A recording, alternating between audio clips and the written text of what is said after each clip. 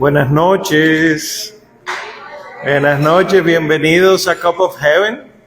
Y hoy tenemos la Biblia y un café. Qué bueno verlos, qué bueno verlos. Aquellos que no saben en qué se han metido, no se asombren.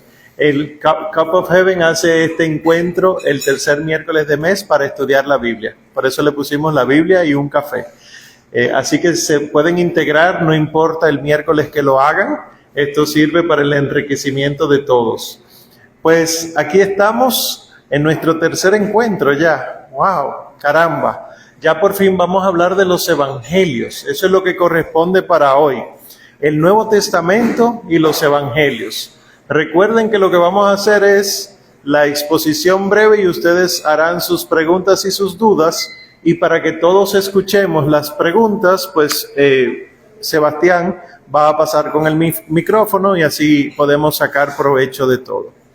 Entramos al Nuevo Testamento, porque la Biblia se estudia desde los evangelios. Si la Biblia la empezamos a estudiar desde el Génesis, nos perdemos y nos confundimos y no sabemos qué quiere decir tantos números, tantas cosas, y solo en el Señor Jesucristo tiene sentido. ¿En qué contexto vive el Señor Jesucristo? ¿Qué es lo que les pongo acá? El Imperio Romano tenía como 20 años de existencia cuando el Señor Jesucristo nace. No digo Roma, la ciudad, sino el Imperio Romano, la expansión de lo que eran los latinos, los romanos. Y antes de eso, lo que había ocurrido era la guerra contra el imperio de Alejandro Magno, el imperio helenístico, no el griego, sino de Alejandro Magno. Si ustedes se leen Primera y Segunda de Macabeos, ustedes verán que ahí hay una lucha, lo escuchamos me parece que en la liturgia de ayer, hay una lucha porque los sacerdotes judíos se desnudaban y se iban a las Olimpiadas. Y eso era vergonzoso que lo hicieran. Pues la lucha en el momento de los macabeos era volver a restaurar lo judío. Y en ese contexto entonces termina el imperio de Alejandro Magno y surge el imperio romano. Mientras tanto, el pueblo en su interior, que es lo que les pongo acá, los macabeos, lograron volver a judaizar todo. Todo lo que se convirtió en griego, todo eso lo desechamos. Volvamos a lo que era originalmente. Y así entonces volvió la circuncisión, que era vista como un problema. Se asumió otra vez la totalidad de la ley de Moisés. También se destruyó un templo que se construyó en una ciudad llamada Garizim. Porque recuerden que el único templo era el de Jerusalén. Construir un templo en otro lugar era dedicárselo a otro Dios. Eso es paganismo. Pues se destruyó todo eso y por fin todo lo que era del reino de David vuelve a ser de los judíos. Pero ¿qué pasó?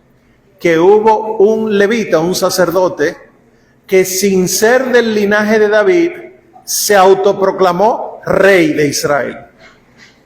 Y esto trajo problemas porque los reyes solamente podían ser del linaje de David. Este era Aristóbulo. Y esto generó una división al interior del pueblo de Israel, que ustedes y yo la conocemos del Nuevo Testamento. Había una facción que decía, no, todo el que no practique la ley como nosotros decimos, todo ese está mal. Nosotros estamos bien. Esos son los fariseos. Y otro grupo, descendiente del sacerdote Sadoc, ellos decían, no, la ley hay que interpretarla literalmente, no espiritualmente. Y por lo tanto, solo es verdadero la Torá, los primeros 5 libros de la Biblia, el Pentateuco. Estos son los saduceos. Y si ustedes se fijan, hay diferencias. Hay esta división, esta tensión, hasta el punto de que ustedes y yo podemos ver en la misma Sagrada Escritura, en los Evangelios, 3 grandes grupos, aunque hay más. Se los pongo aquí. Recuerden que todo esto va al chat. O sea, ustedes van a tener estas diapositivas en el chat. ¿Qué chat, Omar? Al final les pongo el código QR para que aquellos que se quieran unir al chat lo puedan hacer. Pero todo esto es de conocimiento general. Los fariseos, que entendían que lo importante eran los signos externos para diferenciarse de los gentiles. Los gentiles eran aquellos que creían en muchos dioses, prácticamente, paganos. Y esto incluía la vestimenta. El fariseo decía que el judío de verdad tenía que vestirse de una manera bien particular.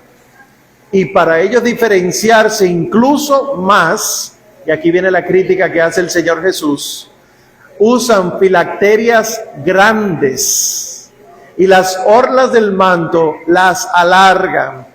¿Qué son filacterias y qué son orlas?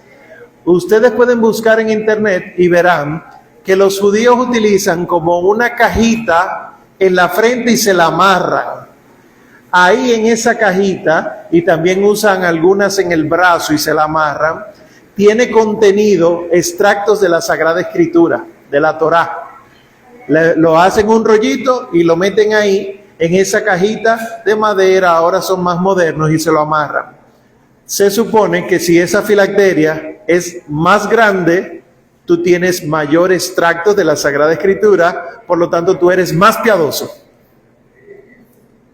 Y las orlas, es la decoración que está al final de los mantos, era para demostrar que ellos eran todavía más judíos que cualquier otro. Porque en el libro del Levítico se dice que el judío tenía que utilizar unas orlas y que los sacerdotes incluso tenían que tenerlas con formas específicas. Si todo el mundo usaba túnica en ese momento, ¿cómo se diferenciaba un judío según el fariseo? Con orlas bien marcadas. Pero llega un momento que se convierten en hipócritas, porque dentro no hay verdadera fe, que eso es lo que dice el Señor.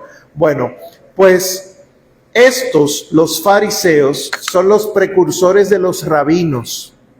Los rabinos que ustedes ven en internet, que lo ven en películas, no existían en tiempos del Señor Jesús. Aunque a él le dicen rabí o raboní, no le están diciendo rabino. El rabino es el maestro que educa en la ley cuando ya no hay templo. El templo fue destruido en el año 70. Por lo tanto, tomando de los fariseos surgen los rabinos. Pero ya ustedes saben lo que quiere decir eso. El segundo grupo es el grupo de los saduceos, que estaban más del lado político. Los saduceos no interpretaban espiritualmente la Torá, sino que la interpretaban de manera literal y estaban primero con los macabeos y luego con los romanos, a favor del que estuviera encima. Arriba nos gobiernan los romanos, estamos a favor de los romanos. ¿Cómo se gobierna el pueblo de Israel? A través del Sanedrín. En el Sanedrín, que es un tribunal, la mayoría era saducea. ¿Dónde está el problema? Si nosotros, que lo vamos a hacer en la medida que avancemos, ¿verdad?, el estudio bíblico, si nosotros leemos a quién el Señor Jesús enfrenta, nos damos cuenta de que su discurso tiene sentido dependiendo de a quién está enfrentando. Y él, sobre asuntos espirituales, enfrenta a los saduceos, porque ellos no quieren saber nada de la interpretación espiritual.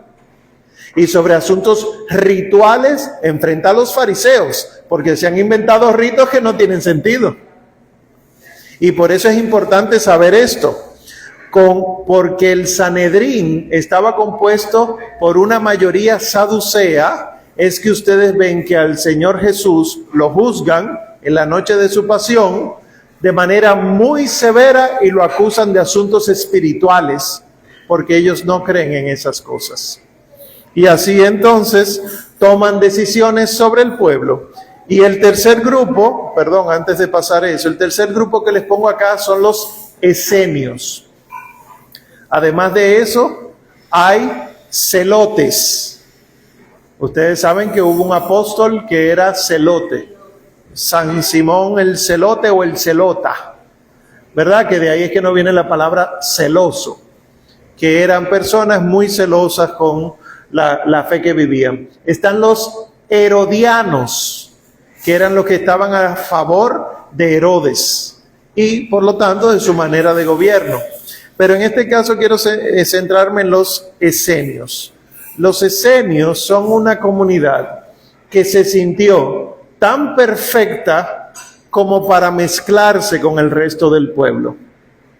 Y en lugar de quedarse en el pueblo de Israel, decidieron apartarse y se fueron a vivir a unas cuevas que están al borde del Mar Muerto, que son las llamadas cuevas de Qumran. Gracias a las comunidades esenias es que nosotros tenemos los pergaminos del Mar Muerto, los rollos del Mar Muerto, porque ellos escribían cosas y las guardaban, y cuando la comunidad desapareció, por la cantidad de sal que hay en esa zona, se preservó una gran parte de los pergaminos. Y ahí descubrimos textos como del libro de Isaías, y ahí descubrimos textos propios de la comunidad, pero también se han descubierto textos relacionados a los evangelios. Entonces, los esenios se quejaron de la unión del reinado con el sacerdocio en el tiempo de los macabeos y se mudaron para Qumran, y como ellos eran los puros y rectos frente a los demás, estaban apartados. No se sabe, pero algunos especialistas dicen que como San Juan el Bautista, a quien ustedes leyeron en su asignación de lectura, vivió desde jovencito en el desierto, no iba a vivir al lado de una piedra, se cree que pudo haber sido esenio. Pero no es seguro, Esos son posturas de estudiosos de teología. Pues el Imperio Romano, miren que esto ustedes lo conocen, ¿verdad? Eso es el Mediterráneo en el centro, la península europea, el norte de África. El Imperio Romano sería eso, para la época del Señor Jesús, ¿verdad? Más o menos. Que llega hasta las islas de Gran Bretaña, la península ibérica, lo que luego sería Francia, Alemania, Italia, Grecia, Asia Menor, y luego entonces el norte de África, la península del Sinaí y demás. En todo esto era el imperio gobernante. ¿Qué tenía de particular el Imperio Romano que no hacían los asirios, los persas, los babilonios? Los romanos llegaban a un lugar y adoptaban los dioses de ese lugar. Los otros imperios destruían. Estos los adoptaban y fue, entre comillas, una ventaja porque los israelitas pudieron seguir con el culto a su Dios, al Señor Dios. Como encargado del territorio israelita, se puso a un no israelita, a Herodes. Herodes el Grande. Herodes el Grande no era querido, y le decimos el Grande porque él tuvo unos hijos que también se llamaron Herodes, ¿verdad? Herodes Antipas y demás. Pues Herodes el Grande tiene el título también de grande por todas las obras que hizo. Él logró hacer muchas obras de arquitectura en muchísimos lugares, como la Cesarea Marítima, y una de las grandes obras de él que ustedes y yo vemos en los evangelios es el Templo de Jerusalén, construido por Salomón, pero después de eso destruido por las guerras y restituido después del destierro, pero embellecido y agrandado por Herodes. Es decir, que el templo que el Señor Jesús ve cuando Él está caminando con nosotros en la tierra es el templo de Salomón, pero reconstruido por Herodes. Y por eso, cuando Él dice, este templo que ustedes ven ahí, destruyanlo, que yo lo levantaré en 3 días, fíjense que dice los presentes, que eran herodianos. Tanto tiempo nos tomó y tú dices que en 3 días tú lo vas a levantar. No está hablando de Salomón. Que en una lectura teológica, el templo no nos importa por ser casa de Dios, sino porque Herodes lo construyó. Y ya ustedes ven por dónde vienen los problemas. Y el territorio donde el Señor se mueve, que es esto que ustedes ven acá, el azul grande es el Mar Muerto. El río que comunica el Mar Muerto con el lago de arriba, ese es el Jordán. Jordán lo que quiere decir es que corre hacia abajo, que baja. Y el Jordán es el punto más profundo por debajo del nivel del mar en toda la tierra. Y el lago de arriba, ese es el famoso lago o mar de Tiberíades, donde el Señor camina sobre las aguas, donde Él hace la pesca milagrosa, etc. Entonces, el territorio en el que el Señor se mueve es estos 3 colores que yo les pongo acá. El amarillo, que es el norte, corresponde a Galilea. Galilea era donde estaban las tribus de Neftalí y Zabulón, hasta que luego llegó el destierro, deportados hacia Babilonia. Y por haberse apartado, tenían un acento propio. Por eso, recuerden en la Pasión, que a San Pedro le dicen, ¿no es este uno de los Galileos? Oye, ¿cómo habla? Tenía un acento propio el Galileo. Y por eso el Señor Jesús es conocido como el Galileo, por su manera de expresarse. En rojo le pongo a Samaria. Samaria es el remanente que se quedó cuando fueron expulsados a Asiria. Hubo un grupo que se quedó porque los asirios traían gente de otros lugares para acabar con la cultura donde ellos estaban instalando. Pues en Samaria había paganos. Y por eso mismo los samaritanos, los judíos decían, no tienen derecho. Y llegan a ser considerados perros, incluso en un momento. Es decir, indignos de la fe del Dios de Israel. Y en el sur está Judea, donde estarían los que llamamos judíos. Esos son los que vuelven de Babilonia. Si ustedes se fijan, el Señor Jesús hace el principio de su vida en Galilea. Y luego baja 3 veces a lo largo del Evangelio a Judea para ir a Jerusalén. Pero al ser judío, él no podía cruzar por Samaria. Una sola vez fue a Samaria, se puso junto al pozo y habló con una samaritana. Pero él no podía cruzar por ahí, porque era territorio pagano. ¿Qué tenía que hacer el Señor con los 12? Salir de Galilea, cruzar el río al otro lado del Jordán, eso es lo que se llama la Transjordania, que en ese momento se llamaba la Decápolis, seguir bajando y cuando llegaran cerca de Judea, volver a cruzar el río. Esto que yo le estoy diciendo aparece en los evangelios. Estos no son estudios ultra secretos que se los revelan a unos pocos. Está ahí. Lo que pasa es que los evangelios están contados para gente de la época. Y dice, saliendo de Galilea y cruzando la Decápolis, se dirigió hacia el sur. Y como no sabemos dónde está Galilea ni la Decápolis, no nos damos cuenta, no nos enteramos. Pero es ahí. Y en esa situación es que el Señor Jesús se mueve.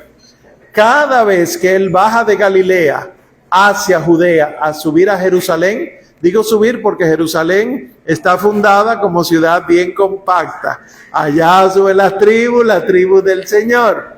Es una montaña, es un monte. De hecho, subir a Jerusalén es un rito en tiempos del Señor Jesús. Tú no subes a Jerusalén a pasear, porque Jerusalén es la ciudad santa. Había turistas, como en todas partes, pero el judío iba a peregrinar. Tan así es que cuando leamos los salmos de la Biblia, directamente de la Biblia, ustedes van a ver que hay salmos que dicen, Salmo 58, por ejemplo, de la subida, y luego empieza el salmo, de la subida a Jerusalén, porque para subir a Jerusalén había que ir salmodiando un salmo. Uno de ellos es este, qué alegría cuando me dijeron vamos a la casa del Señor. Entonces, en esta situación es donde se encuentra el pueblo de Israel, que luego de la destrucción en el año 70, los romanos le ponen el título de Palestina. Para que entiendan una parte de la geopolítica actual. Palestina, como nosotros conocemos el nombre, no existía en tiempos de Jesús, el nombre. De hecho, Palestina es tratando de hacer desaparecer el pueblo de Israel, mezclándolo con los filisteos, que era un pueblo con quien siempre estaban en conflicto el pueblo de Israel. Entonces, ya entrando en el Evangelio, en el Nuevo Testamento como tal, si hay una antigua alianza y hay una antigua escritura, Antiguo Testamento, hay una nueva alianza con un Nuevo Testamento, una nueva escritura. Los evangelios, los hechos, las cartas y el Apocalipsis. Eso está fácil. Si en el Antiguo Testamento los 5 primeros libros, la Torá, el Pentateuco, tenían el resumen de la historia del pueblo de Israel y los primeros mandatos, en el Nuevo Testamento eso hacen los evangelios. Los evangelios, que son 4, vienen a ser lo mismo que el Pentateuco en el Antiguo Testamento. Pentateuco son los primeros 5 libros de la Biblia, ¿verdad? Que los judíos le dicen la ley. Y por lo tanto, si en el Antiguo Testamento el Pentateuco narra el origen de Israel, el Nuevo Testamento, los evangelios narran el origen del nuevo Israel. Los hechos de los apóstoles son lo mismo que los libros históricos. Desde que terminan los primeros 5 libros de la Biblia, empiezan los libros históricos, con Josué y demás narraciones, pues el Nuevo Testamento también necesita eso. Y eso es lo que hacen los hechos de los apóstoles. Si se narra en el Antiguo Testamento, desde la muerte de Moisés, todo lo que hizo Dios, entonces en el Nuevo Testamento se narra desde la resurrección del Señor Jesucristo, todo lo que hizo el pueblo de Dios, que son los hechos de los apóstoles. Las cartas del Nuevo Testamento hay de Pablo, de Pedro, de Santiago, de Juan, de Judas Tadeo. No se dejen llevar por Discovery Channel, No del Iscariote, de Judas Tadeo, San Judas Tadeo. Hacen el mismo papel que los libros de la sabiduría en el Antiguo Testamento. Porque los libros de la sabiduría lo que recopilan son sabiduría humana guiada por el Espíritu Santo para dársela a la gente. En las cartas nosotros vemos la sabiduría humana ya con el Espíritu Santo infundido que se nos da a nosotros. Y por eso yo puedo encontrar correcciones fuertes en la carta a los Gálatas. Y por eso yo puedo encontrar himno divino al amor en Primera de Corintios. Vemos estos rasgos de sabiduría en el Nuevo Testamento. Y por último, si en el Antiguo Testamento había profetas que revelaban la voluntad de Dios, en el Nuevo está el Apocalipsis. Apocalipsis, lo veremos cuando lo veremos, no significa fin del mundo. Apocalipsis significa revelación. Pero estamos tan mal acostumbrados que, no, yo no voy a leer ese libro ni loco. ¿Tú estás loco? No duermo. Uno tiene que guiar, ¿verdad? Dejarse guiar. Pero el libro del Apocalipsis es una boda en medio de la misa. ¿Cómo así? Yo nunca había oído eso. Claro, a partir del capítulo 4 ustedes ven que San Juan ve el templo, ve un trono, a uno sentado en el trono, delante de él un altar, debajo del altar mártires, reliquias de los mártires, frente al altar 7 candelabros, y donde va la palabra de Dios, el ambón, no hay quien lea, porque el libro está sellado, y empieza la queja. ¿Y quién puede abrir el libro y romper sus sellos? ¿Quién puede? Aparece el Cordero, de pie, degollado, pero de pie, y cada vez que rompe uno de los sellos, son 7, sucede algo en la tierra. Eso es lo que la gente le tiene miedo. Pero el libro, el Apocalipsis sigue, que cuando por fin se abre el libro y se proclama lo que está en el libro, el Evangelio, entonces hay un silencio en el cielo.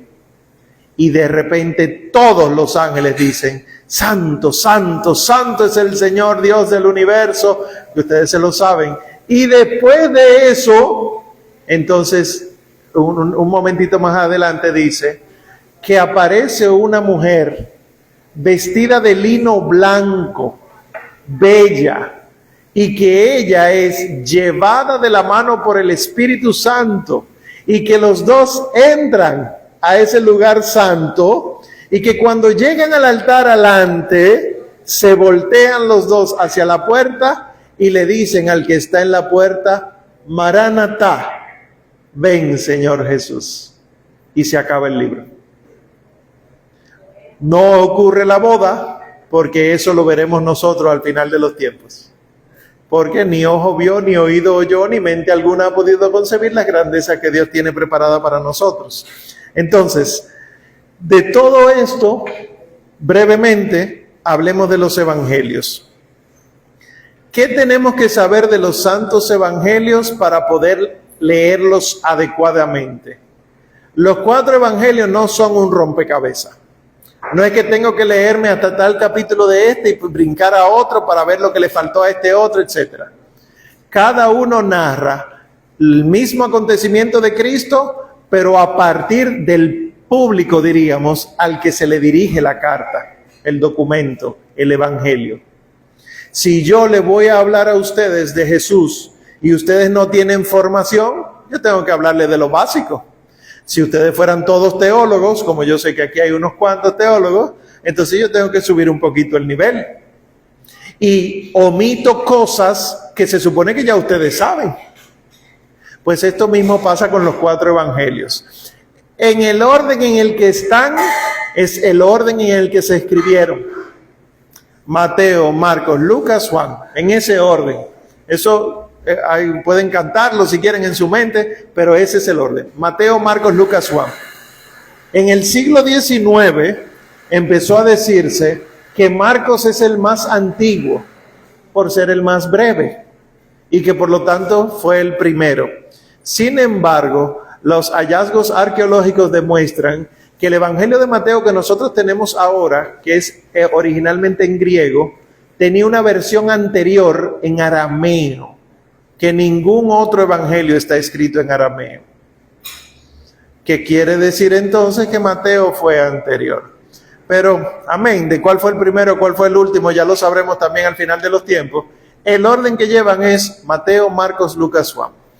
Mateo fue escrito para judíos. Tomen su Biblia y busquemos Mateo, que era de las asignaciones de lectura de hoy, ¿verdad? Pero yo quiero que nos vayamos solamente como una mirada superficial, el capítulo 2. Tomen su Biblia. Mateo capítulo 2. Si ustedes se fijan en su Biblia, en el versículo 6 del capítulo 2, está citando el Antiguo Testamento. Si ustedes se fijan en el versículo 18, está citando el Antiguo Testamento. Si seguimos en el capítulo 3, versículo 3, citando el Antiguo Testamento. Y así sucesivamente, ¿qué está haciendo el autor del Evangelio según San Mateo? Tratando de demostrar que todo lo que dice el Antiguo Testamento se está cumpliendo en Jesús. Si ese evangelio yo lo escribiera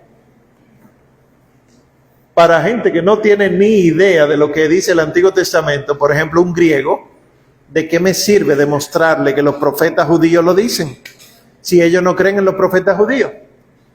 Entonces, entre otras razones, por eso sabemos que el Evangelio según San Mateo fue escrito para judíos para que se conviertan. ¿Qué es lo interesante de acá? Que si es escrito para judíos, tú te das cuenta que las palabras que están en hebreo, él no las traduce. Él dice, y fue llevado Jesús al Gólgota, punto. Sin embargo, tú lees el Evangelio de Juan, que no fue para judíos, dice, fue llevado al Gólgota, que en hebreo significa la calavera. Esto que yo acabo de hacer es lo que en exégesis bíblica se llama la crítica interna del texto. Es decir, el mismo texto te habla de cosas que tiene. Pues el Evangelio según San Mateo, para judíos. Y si es para judíos, ¿qué quiere demostrar San Mateo? Que Jesús es el nuevo y definitivo Moisés. Porque para los judíos, ¿quién es el libertador de ellos? Moisés. Entonces, si Moisés hace cruzar al pueblo entre las aguas, ¿qué tiene que hacer el Señor Jesús? Que la gente se bautice. Y lo va demostrando poco a poco el Evangelio. Entonces, cuando leamos San Mateo, tenemos que meternos en la cabeza, esto es para judíos, déjame intentar pensar como judío. El Evangelio según San Marcos no está escrito para judíos, sino para cristianos que vienen de la gentilidad. ¿Qué es eso? Los cristianos que vienen del paganismo, de creer en otro Dios que no es el Dios de Israel. Por lo tanto, el Evangelio según San Marcos, que San Marcos se sabe que fue ayudante de San Pedro, tiene una óptica romana, de Roma. La idea de San Marcos era resumir la enseñanza que daba San Pedro. San Pedro, el primer papa. Y por eso, cuando leamos el Evangelio según San Marcos, no veremos demostraciones del Antiguo Testamento. ¿Para qué? Lo que veremos es el cumplimiento de Cristo como el Dios por encima de todos los dioses que ustedes puedan creer. El tercer evangelio es según San Lucas. Lo escribió Lucas, que ustedes saben que era médico. El griego que utiliza San Lucas, todo el Nuevo Testamento fue escrito en griego. El griego que utiliza San Lucas es un griego de alguien educado. Es otro tipo de griego.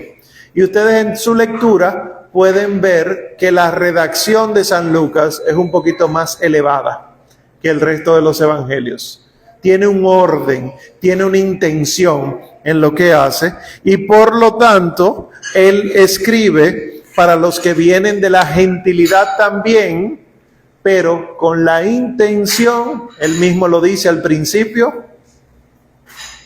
Voy a buscarlo para que ustedes vean que los mismos evangelios lo cuentan. Lucas 1, versículo 1 y siguientes dice: ya que muchos han intentado poner en orden la narración de las cosas que se han cumplido entre nosotros. ¿Me detengo ahí? ¿Cómo que muchos?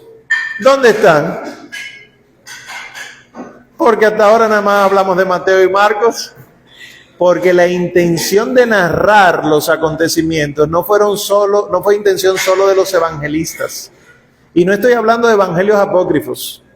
Estoy hablando de los evangelizadores, los predicadores.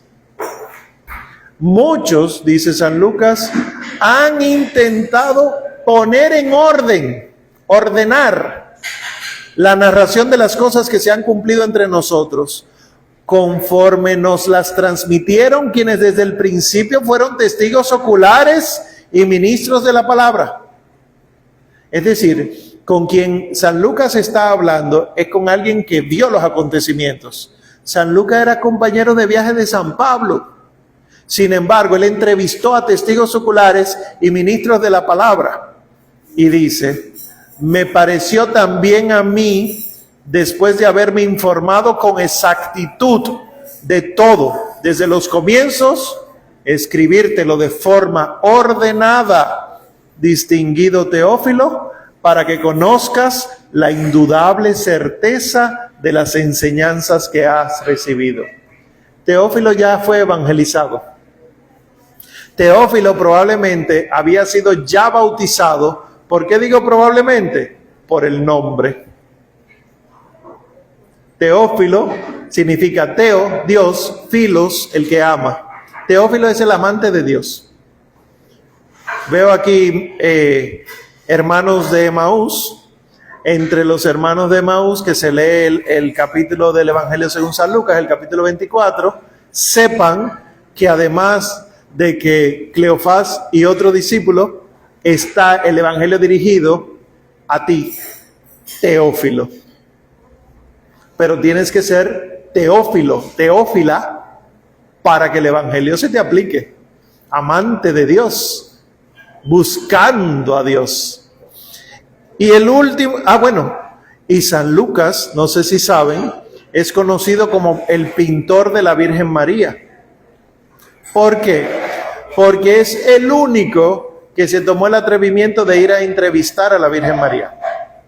Es el único en el que tú ves a la Virgen María hablando de manera tan extensa como el proceso de la Anunciación, como la visitación, el Magnificat, etcétera, porque él fue y se sentó a hablar con ella, la entrevistó y ella le contó todo.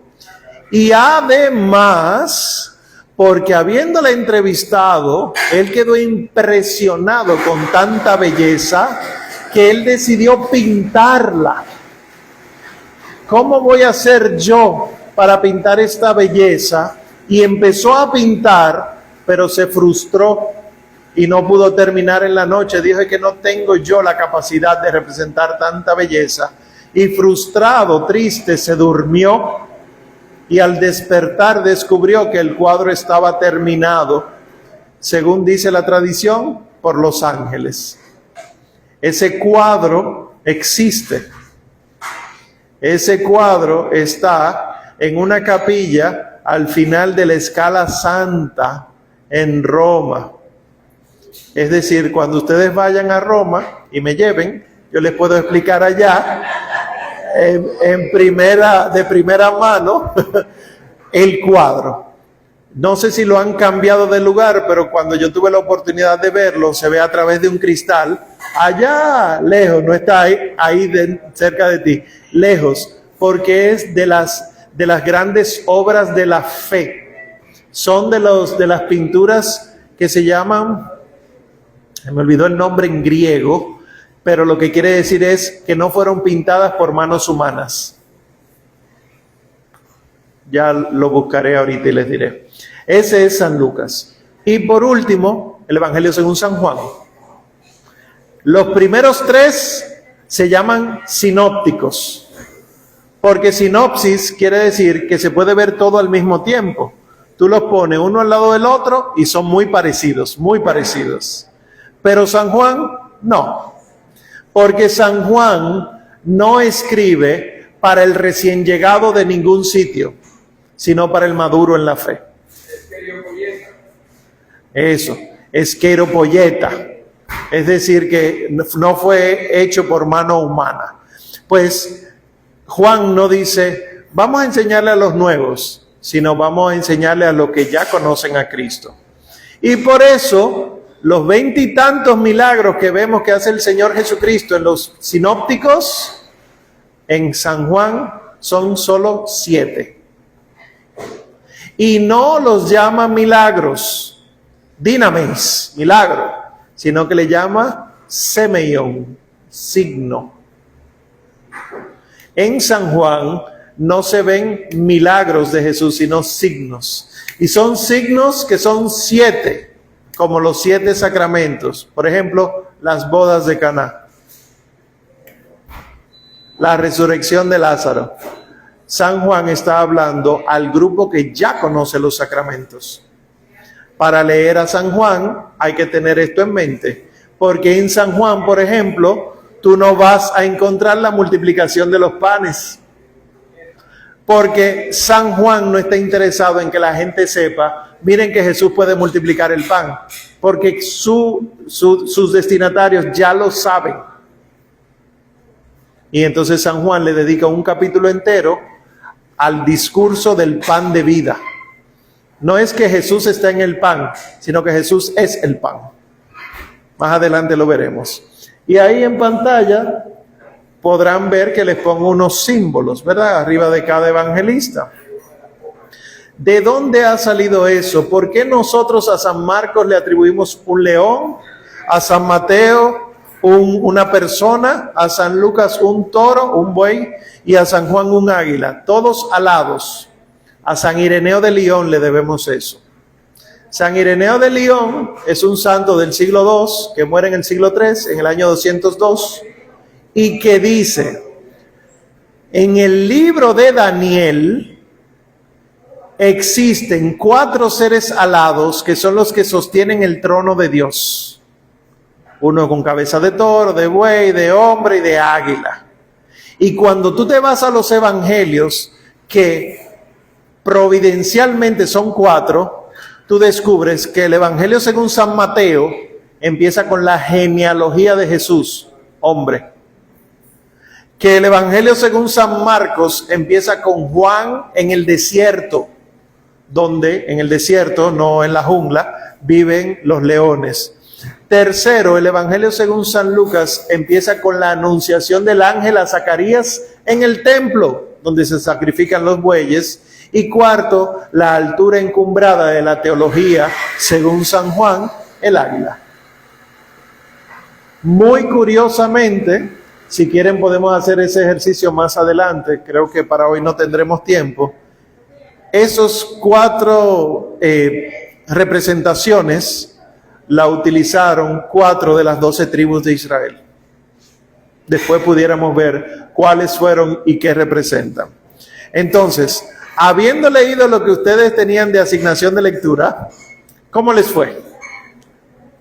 ¿Cómo les fue con lo que tenían que leer? Ay, ay, ay. El profesor empezó a hacer preguntas. ¿Les fue bien? Sí. ¿Puedo hacerles preguntas? No. Pues miren, está bien. ¿Qué llamó la atención? La idea era que comparáramos. Y es verdad que en Mateo, Marcos y Lucas leímos básicamente el proceso de Juan el Bautista bautizando y las tentaciones del Señor Jesús. Y en el Evangelio según San Juan, no, porque el Bautista no aparece ahí haciendo eso. Entonces, ¿cuál es el mensaje de Juan el Bautista? En los sinópticos, si ustedes se fijan, Mateo, Marcos y Lucas, San Juan está diciendo, Juan el Bautista, está diciendo, conviértanse y háganse bautizar. Pero en el Evangelio según San Juan no. En el Evangelio según San Juan es lo que dice, no, yo no soy el Mesías. Él no invita a bautizar. Quiere decir que la intención, dependiendo del Evangelio, es distinta. Y en los sinópticos entonces es donde uno ve que San Juan dice, háganse bautizar con agua, pero vendrá uno que los bautizará con fuego y otro que dice con fuego y espíritu. Esas cositas son importantes anotarlas, porque de las cosas que tenemos que desaprender es el evangelio que tenemos metido aquí en la cabeza, que es como un lío de todo, lo tenemos metido acá. Y cuando Juan dice, este es el Cordero de Dios que quita el pecado del mundo, es en San Juan. También, en la lectura que tenían asignada, sobre el contexto y la genealogía del Señor Jesús, solo en San Lucas aparece el marco detallado de la historia. Solo San Lucas dice, en tiempo de Tiberio, en tiempo de Pilato, siendo los sacerdotes Anás y Caifás, y eso es lo único que nosotros hemos tenido para poder poner ese alfiler en la historia. Es aquí, ocurrió en ese momento, fue real. Tan importante es eso, aunque solo lo cuente San Lucas, que quedó en el credo, que en tiempos de Poncio Pilato, decimos. Y le pregunto yo a usted, ¿y quién fue Poncio Pilato? Y nos quedamos con lo que sabemos del Evangelio, porque no sabemos nada más. Hace menos de 10 años se descubrió la primera moneda acuñada con Poncio Pilato. Porque Poncio Pilato no fue relevante en la historia como gobernador. ¿Quién era ese? Uno más. De hecho, él mismo decía que era un problema él estar ahí. Lo dice en la Pasión. Yo no quiero estar aquí porque es que esta gente es muy rebusera. A esta gente le gusta el problema. Entonces, si yo detengo el revolú, el desorden, van contra mí. Si yo lo dejo seguir, entonces desde Roma me mandan a quitar. yo no quiero esto. Y él no fue, entre comillas, nadie. Él no duró casi nada gobernando esa región. Pero, según la voluntad de Dios, fue el momento en que tenía que venir Cristo. ¿Por qué? Poncio Pilato tenía, y lo veremos en Semana Santa, si Dios quiere, vamos a ver la pasión entera aquí estudiada en Semana Santa, antes de la Semana Santa, obviamente. Poncio Pilato no tenía intención solo de gobernar, sino que él la manifestó. Él le pregunta al Señor Jesús, ¿y qué es la verdad? Poncio Pilato estaba procurando conocer lo verdadero. Y lo impresionante de ese momento es que cuando Poncio Pilato pregunta ¿qué es la verdad?, Jesús se queda callado. No porque no quiso responderle, sino porque la verdad estaba delante de él en forma de persona humana, que es el camino, la verdad y la vida. Entonces, solo en San Lucas aparece el marco temporal bien delimitado y solo en San Lucas aparece la genealogía del Señor Jesús después de su bautismo. En Mateo aparece la genealogía antes. Esta es la manera en la que no sé qué cosa y demás. Y las tentaciones del Señor Jesús, ¿qué les pareció? Siguen siendo 3, ¿verdad? No hay nada novedoso, es el demonio. Bueno, pues si se fijaron que solo en Mateo y Lucas son 3. En Marcos no dice que son 3. Dice, y el Espíritu Santo se lo llevó al desierto para ser tentado por el demonio.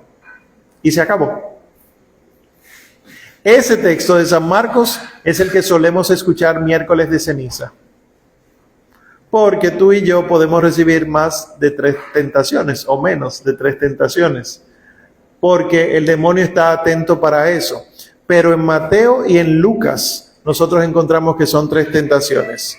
En Marcos es que aparece el texto que dice que Jesús fue tentado, pero los ángeles le servían.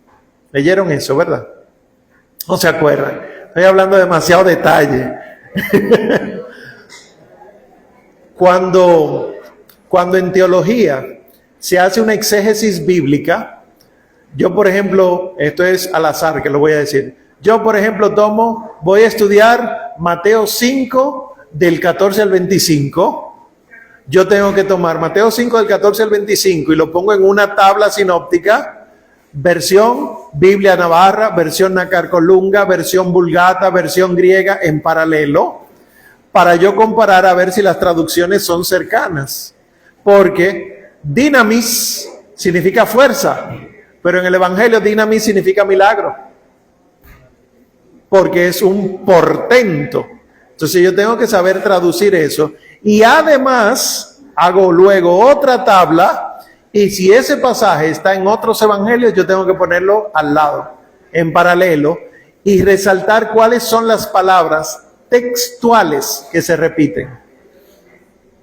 Si me dice, y dijo Jesús en Mateo, yo lo subrayo de un color aquí, y aquí, y aquí. Porque el y dijo Jesús se ve que es tan importante que los 3 lo dijeron. Pero eso no es nada, y dijo Jesús, claro que sí. Si sabemos que Jesús es la palabra de Dios y dijo Jesús es importantísimo. Pues haciendo eso se llama exégesis. Haciendo esa exégesis, un teólogo puede durar 1 año entero para presentar su tesis de 4 años de estudio bíblico. No sé si me entendieron. Después de tú estudiar 4 años Biblia, tú duras 1 año estudiando ese pasaje solamente, viendo que dijo todo el mundazo y cuál puede ser tu aporte, porque es una tesis, no una síntesis. Y ha habido cosas impresionantes que el Espíritu Santo revela. La mayoría de nuestros sacerdotes han estudiado los 4 años de teología, no necesariamente Biblia, pero aquí, por ejemplo, tenemos doctores en Biblia, que saben mucho, no necesariamente, como hay médicos que no necesariamente saben mucho, pero puede ser. Y entonces, estas diferencias son importantes. ¿Por qué San Marcos dice que los ángeles le servían? ¿Por qué San Mateo y San Lucas no lo dicen? Y otra cosa, ¿cómo lo dicen San Mateo y San Lucas? El orden de las tentaciones, de las 3 tentaciones, son diferentes. No sé si se dieron cuenta, ¿verdad que sí? Bueno, pues en el Evangelio según San Mateo, la primera tentación es la del pan. Convierte estas piedras en pan. La segunda es que sube al Señor al pináculo del templo. Y la tercera, te regalaré todo esto, ¿verdad? Los reinos del mundo. ¿Por qué? Porque el clímax, la cumbre de las tentaciones, es el reinado. Y si San Mateo está dirigido a judíos, y los judíos creen que hay un solo rey del linaje de David, en Cristo, que se niega a esos reinos porque tiene un reino mayor, se da el linaje perfecto de David. En San Lucas no. En San Lucas está la tentación del pan primero, pero está segundo los reinos del mundo y tercero el pináculo del templo. ¿Por qué San Lucas termina en el pináculo del templo? Cuando estudiemos San Lucas veremos que en San Lucas la ciudad santa de Jerusalén es lo más importante.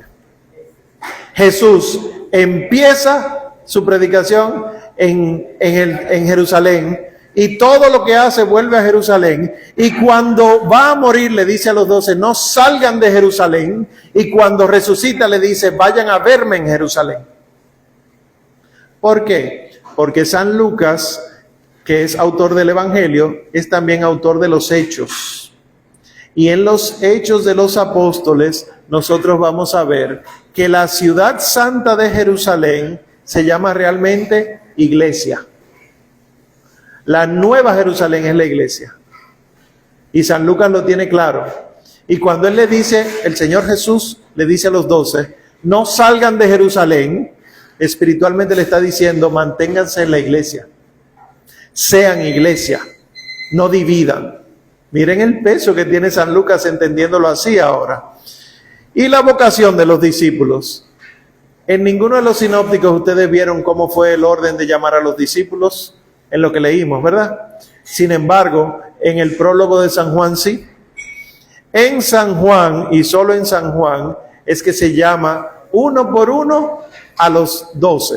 En este caso, solo 4. ¿Quién es el primero que decide seguir al Mesías? Andrés, no Pedro, el hermano de Pedro. Andrés, y Andrés va a donde Pedro y le dice, hemos encontrado al Mesías. Y luego es llamado San Felipe, que no es el diácono, sino el apóstol. Felipe el diácono está en los Hechos de los Apóstoles, Felipe el apóstol está en los Evangelios.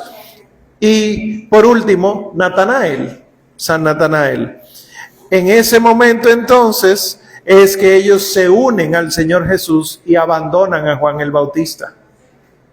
¿Por qué? Porque los que escuchan a Juan diciendo, este es el Cordero de Dios, eran seguidores de Juan. Quiere decir que hubo apóstoles que primero eran seguidores de Juan el Bautista y luego pasan a ser de Cristo y abandonan a Juan el Bautista. Y aquí, en el Evangelio según San Juan, es que el Señor Jesús da su primer título mesiánico. Él dice de sí, verán al cielo abierto y al Hijo del Hombre. Ya se dio el título. Vamos a ver luego que Hijo del Hombre es un título que aparece solamente una vez más en la Biblia, en el libro de Daniel. Cuando Daniel ve el cielo, San Daniel el profeta ve el cielo, dice, veo un trono y a uno sentado en un trono resplandeciente, rayo, fuego, trueno. Es impresionante.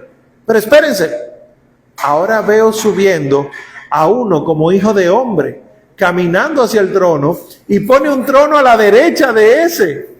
Daniel está diciendo que en el cielo donde no existen los hombres, solamente existe Dios y los ángeles, él está viendo a uno de carne y hueso humano sentándose a la derecha de Dios. Daniel estaba viendo la ascensión del Señor Jesucristo al cielo y él no lo sabía. Y le dio el título de Hijo del Hombre. ¿Qué hizo Jesús? para darle toda la razón a Daniel, él hablaba de sí como el Hijo del Hombre. Porque él es verdaderamente Dios, pero no duden que es verdaderamente hombre. Y el Hijo del Hombre entonces llega hacia el cielo. Y por último, ¿cómo empieza cada evangelio?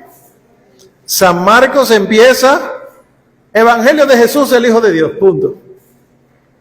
Si tú quieres que San Marcos te evangelice con paciencia, fracasaste. Porque San Marcos te lo dice, Jesús el Hijo de Dios, ya.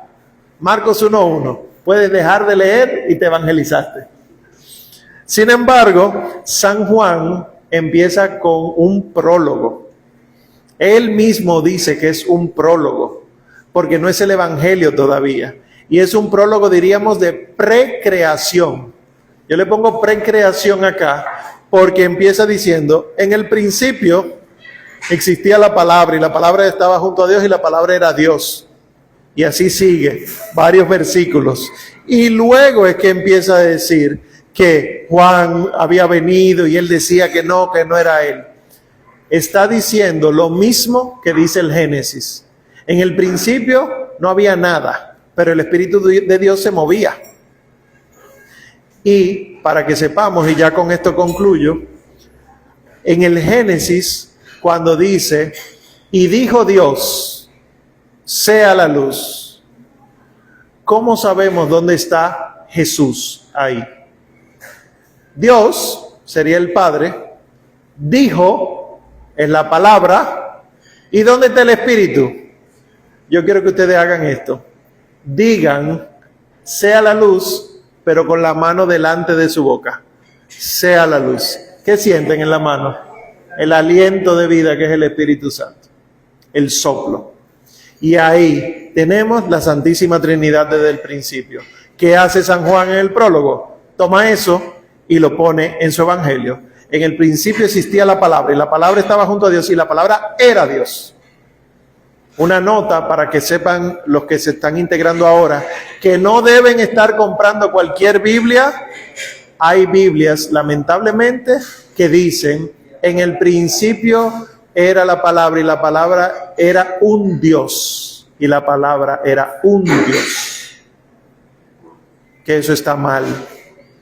Era, y lo que debe decir, y la palabra era Dios, no un Dios. Bien, vamos a dar paso a sus preguntas, sus inquietudes para diciembre, porque nos vemos en diciembre, ¿eh? Porque qué mejor momento para hablar del nacimiento de Jesús.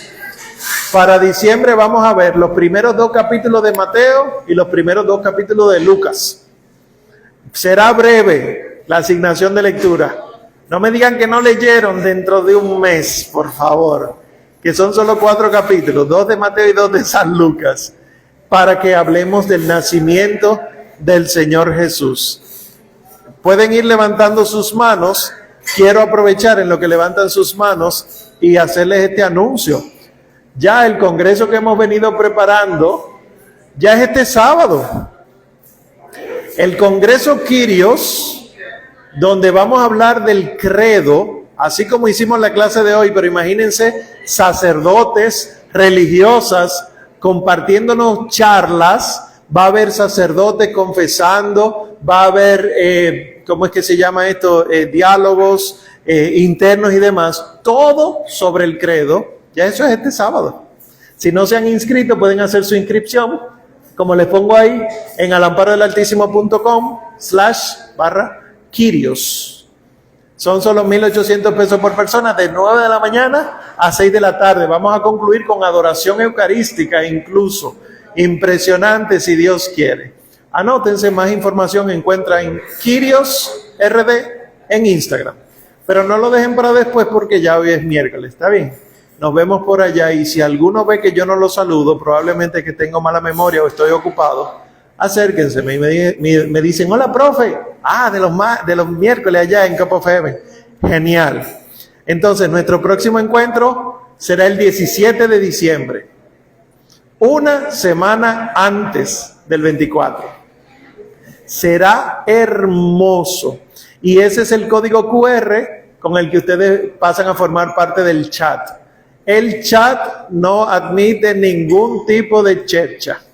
En el chat, cualquiera que escribe, el profesor lo borra si no tiene nada que ver con el chat, pero ahí reciben las diapositivas, ahí reciben la asignación de lectura, ahí reciben el cronograma, porque ya todos los temas están programados. ¿Está bien? Únanse y la tarea también se le va a mandar. Todo se va a mandar por ahí, pero déjenme darle para atrás por si quieren anotarla.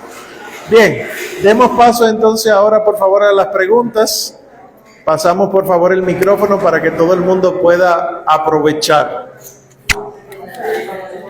Escuchemos por favor y saludo a los hermanos que están en Instagram. Omar, la pregunta es, ¿se conocía que San Juan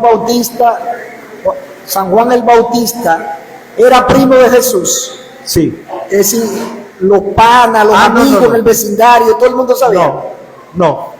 De hecho, el mismo San Juan, como te dije a ti hace un momento, el mismo San Juan dice, este es el Cordero de Dios, pero yo no lo conocía. Entonces te dice, ¿cómo no lo conocía si eran primos? Son primos, pero recuerda que ellos estaban juntos chiquitos y que el Señor Jesús se fue a vivir a Egipto. Tuvieron que huir a Egipto y vivió en Egipto un buen tiempo hasta que por fin muere Herodes. Y en ese momento ya San Juan está yéndose hacia el desierto. O sea que ellos la última vez que se vieron fue chiquititos. Entonces por eso no lo conocían. Imagínate. Un aporte solamente, o dos. Sí. Además de los animales que representan los discípulos, está también en Ezequiel 1. En Ezequiel aparecen. Cuando la Merkabá baja, ahí están los seres que tienen los 4 rostros. Sí. Eso es otro apunte que hay que tener, que significa para el hebreo en esa época, esa imagen para esa cosa. Sí. Y el segundo aporte era el siguiente. Juan escribió su evangelio prácticamente con pique, en buen dominicano. Molesto. Casi molesto porque se estaba catequizando sin la verdadera importancia de lo que era Jesús. Y por eso tiene el capítulo 6 y por eso tiene 8 capítulos de la última cena hasta la pasión. De la pasión, sí. Porque todo el mundo estaba dejando eso de lado. Y Juan dice, pero ¿qué es lo importante? Ese pan y esa institución de la Eucaristía, del sacerdocio, todo eso que nadie está hablando de eso. ¿Por qué? Porque los otros 3 no lo habían mencionado. Así es, muchas gracias. Eso, por ejemplo, lo vemos en una de las cartas de San Pablo.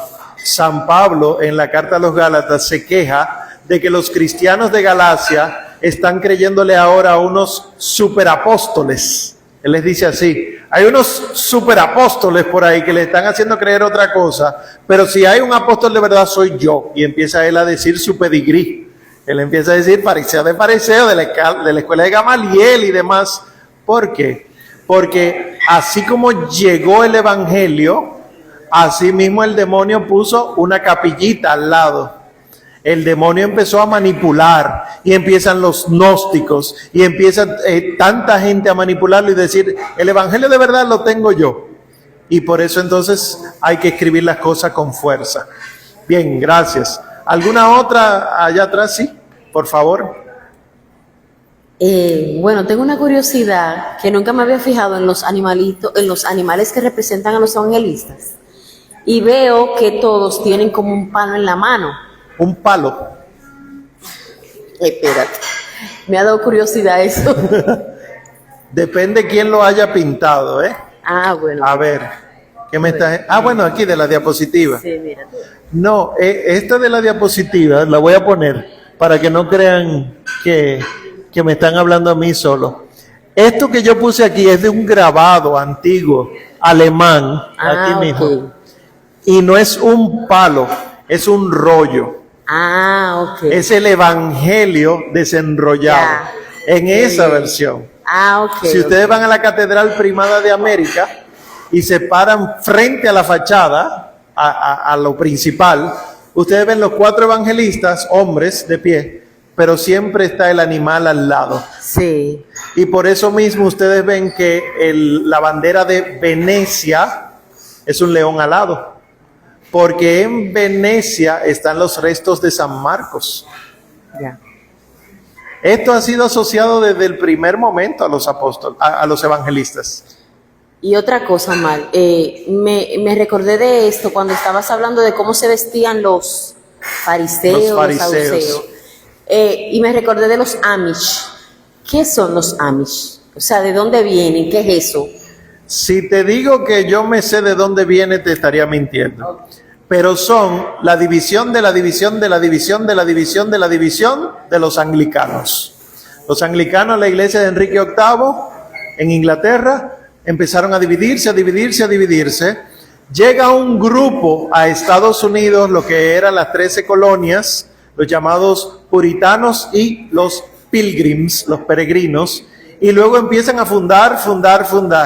Y de ahí aparecen uno que ustedes conocen, que la mayoría de la gente cree que es un nombre. Ellos se dedicaban a hacer avena.